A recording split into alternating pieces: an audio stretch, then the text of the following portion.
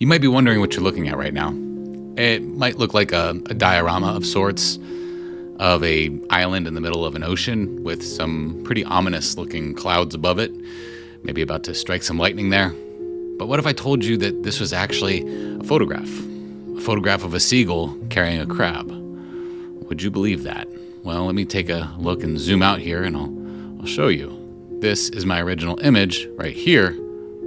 And this is what it looks like in a three-dimensional histogram of sorts that allows me to fully interact with this, especially when I turn on these rulers here and even my clipping adjustments here. And let me show you all the colors in the image, not just the colors that are a little bit hotter than the others. Let's look at all the colors.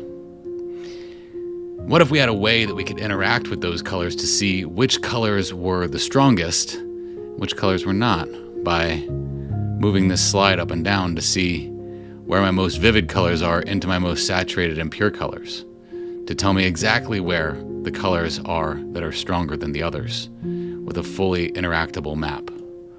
Would this be something of interest? If it is, and you'd like to see how this image turns into something like this, you can join me on the webinar that I'm having on April 23rd at 2 p.m. The link for registration is in the comments below.